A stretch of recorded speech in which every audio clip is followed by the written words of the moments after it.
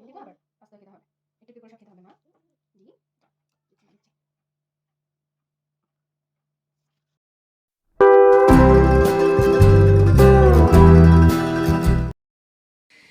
আজকে আমি আদ্রিয়ানার জন্য পাস্তা বানাবো। তো এখানে পাস্তা বানানোর জন্য কী কী নিয়েছি এটা একটু দেখাই।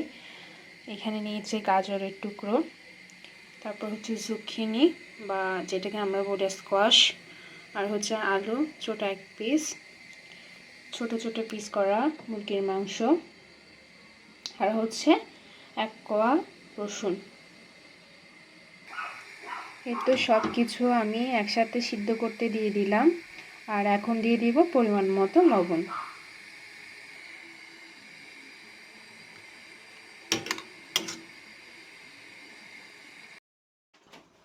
সবজিগুলো সব সিদ্ধ হয়ে গেছে, দেখুন জুকিনি, তারপর হচ্ছে আলু আর মুরগির মাংস তো সিদ্ধ হতে বেশি সময় লাগে না। আর এখানে শুধু জুকিনি বা গাজর দিবেন এমন কোনো কথা নেই, আপনি চাইলে বরবটি দিতে পারেন, ব্রোকলি দিতে পারেন। তো আমি গ্যাসটা অফ করে দিই। এখন আমি পাস্তা সিদ্ধ করে নেব। এখানে আমি ছোট ছোট যে দানা পাস্তাগুলো আছে ওইগুলো নিচ্ছি, 1.5 চামচের মতো নিলাম। আর আমি যে পানিতে হচ্ছে সবজি সিদ্ধ করলাম সেই পানিটাতেই আবার পাস্তা সিদ্ধ করব, তাই আমি সবজিগুলো একটা বাটিতে নিয়ে নিচ্ছি, সবজি আর হচ্ছে মুরগির মাংসটা।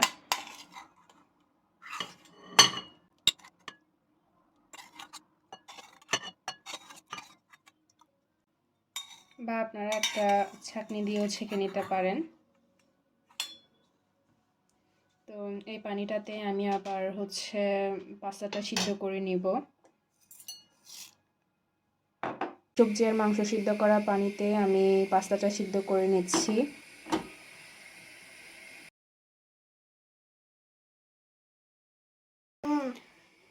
আমি হ্যান্ড ব্লেন্ডারের সাহায্যে সবজিগুলো ব্লেন্ড করে নিচ্ছি। আদ্রিয়ানা দুষ্টুমি করছে। দাঁড়া মা, এরকম করিও না।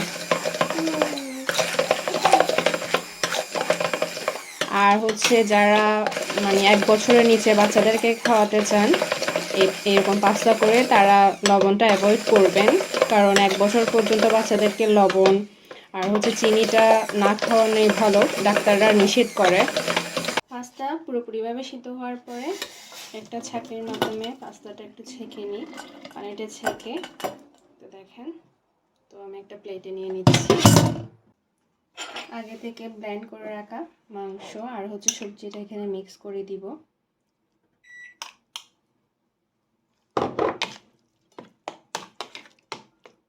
সবশেষে দিয়ে দিচ্ছি একটা চিজ বা ইতালিতে বলে ফরমাজ্জো।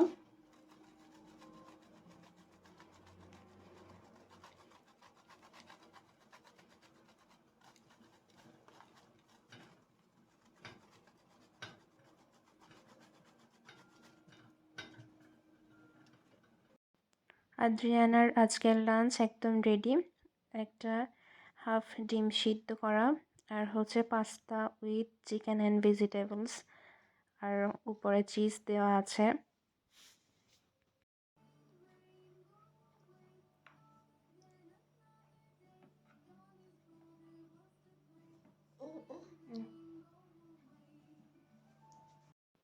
এটা বেবিদের জন্য অনেক হেলদি একটা খাবার। তো আপনারা চাইলে এখানে কাঁচা অলিভ অয়েলও দিতে পারেন, আর হচ্ছে বিভিন্ন রকমের সবজিও অ্যাড করতে পারেন আপনার বাচ্চার পছন্দ অনুযায়ী, ব্রোকলি, বরবটি, মটরশুঁটি।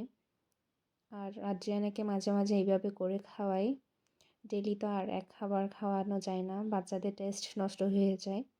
তো আমি প্রতিদিন এক একটা রান্না করে আদ্রিয়ানাকে দিই, 1-2 চামচ চা খেতে পারে। আমার আজকের ভিডিও ভালো লাগলে লাইক করুন, আর কেমন হয়েছে আমাকে কমেন্ট বক্সে জানাবেন। ভালো লাগলে ফ্রেন্ডস এবং ফ্যামিলির সাথে শেয়ার করুন। আজ এ পর্যন্ত, সবাই ভালো থাকুন, সুস্থ থাকুন, দেখা হচ্ছে নেক্সট ভিডিওতে। টাটা।